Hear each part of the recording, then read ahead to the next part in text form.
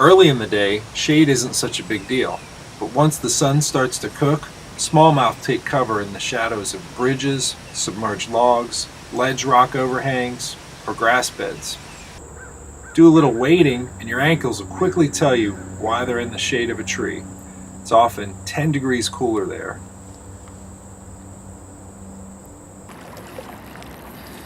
Oh, he's big.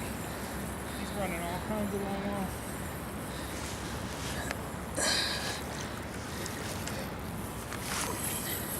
It might be a carp. If he's a smallmouth, he's a beast. I hope it's a smallmouth.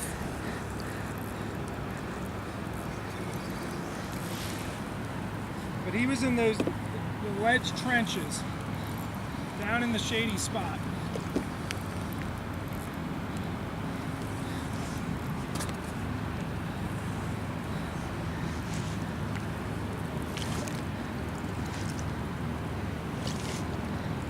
That's a smallmouth.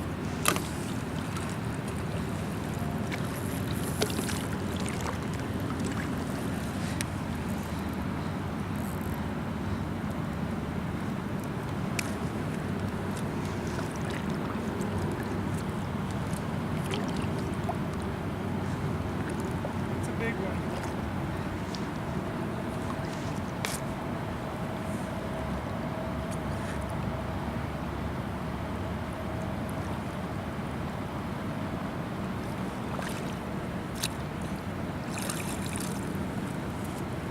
Nose hook, soft plastics, drifting out in front of the ledge trenches.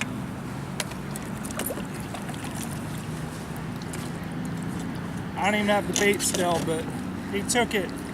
I plopped it right out in front of the shade line on one of these ledge trenches. Let's see how big he is.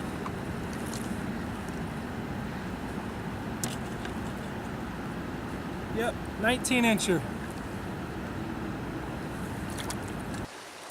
This fish has tucked himself into the shade from a grass bed. Even my wading up from behind wouldn't budge him from the cool spot in an otherwise bathwater temperature river.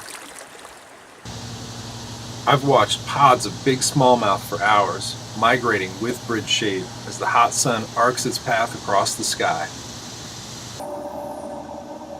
Even isolated boulders in the middle of a pool can cast enough shade to hold fish.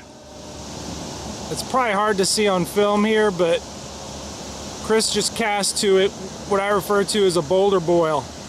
Out in the middle of this big, expansive pool, there's one little upwelling that you can just barely read out in the middle, and that tells that there's something out there that is pushing that water up to the surface. If you can move slowly through the center of these pools and identify those spots and cast well enough upstream of them so that by the time it hits the bottom, it's really intersecting with the boulder that's causing the boil.